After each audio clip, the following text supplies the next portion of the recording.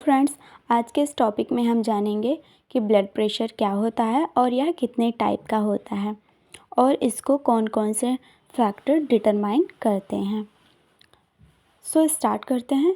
It is the force और pressure that the blood exert on the walls of blood vessels.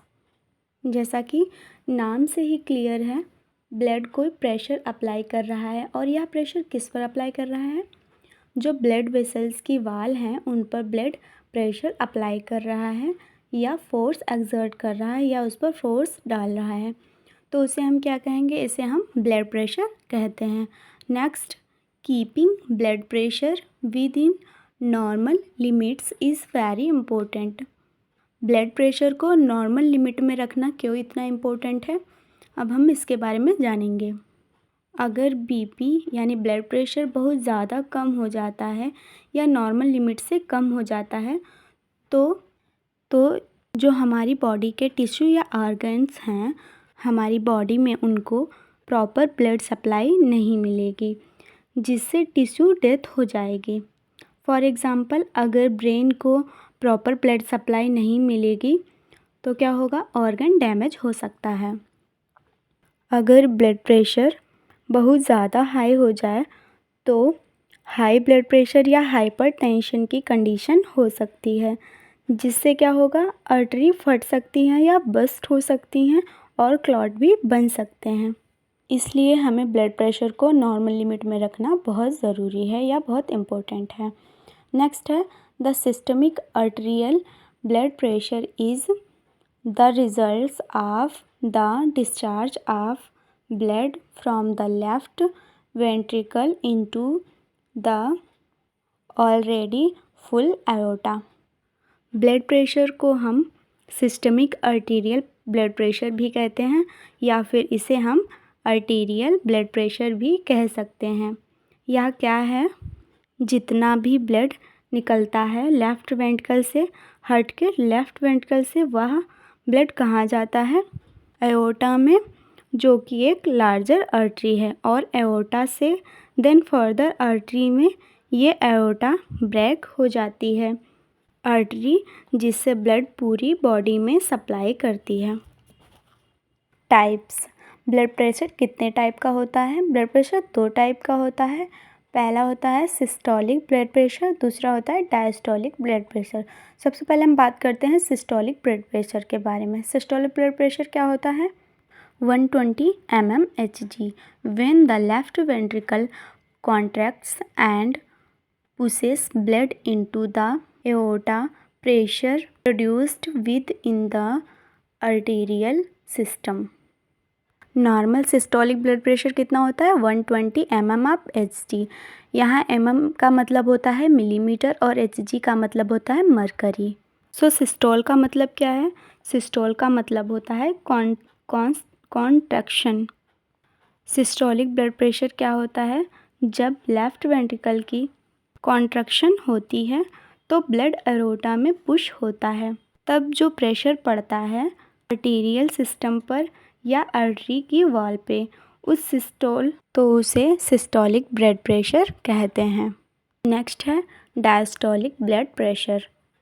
80 mmHg in complete cardiac diastole when the heart is resting following the ejection of blood. The pressure within the arteries is much lower। Normal diastolic pressure कितना होता है? 80 mmHg।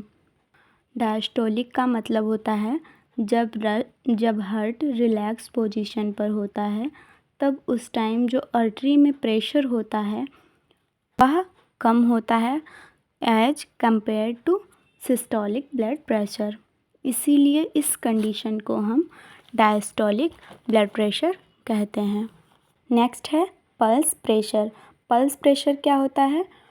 Difference between systolic and diastolic blood pressure, यानी कि systolic और diastolic का जो difference होता है, यानी कि सिस्टोलिक और डायस्टोलिक प्रेशर के बीच में जो डिफरेंस आता है उसे हम क्या कहेंगे? Pulse pressure. उसे हम पल्स प्रेशर कहते हैं।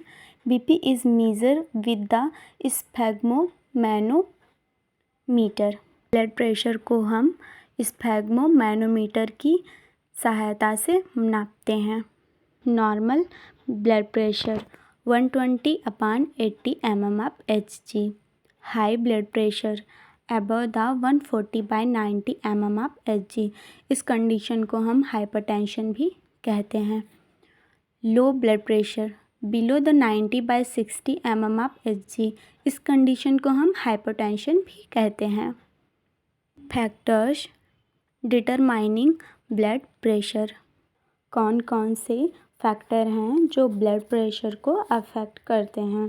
पहला है एज।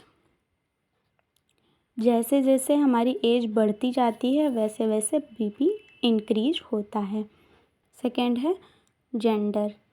इसमें जो फीमेल होती हैं उनका ब्लड प्रेशर लो होता है एज कंपेयर देन मेल, यानी कि मेल से फीमेल का ब्लड प्रेशर थोड़ा सा कम होता है हार्मोनल चेंजेस की वजह से। नेक्स्ट है बॉडी बिल्ड। यहाँ पर बॉडी बिल्ड का मतलब ओबेसिटी से है। यदि कोई व्यक्ति ज़्यादा मोटा है तो उसका बीपी थोड़ा सा राइज हो सकता है। नेक्स्ट है डाययूरेनल वेरिएशंस। डाययूरेनल वेरिएशंस वो होती है जो कि पूरे दिन में चेंजेस होते हैं, यानी कि अर्ली मॉर्निंग अगर कोई उठता है तो उस टाइम जब बीपी हम चेक करते हैं तो थोड़ा सा कम होता है। फिर अगर हम दोपहर में उसको चेक करते हैं तो थोड़ा सा आपको राइज मिलता है, बीपी जो होता है थोड़ा सा बढ़ा हुआ मिलता है।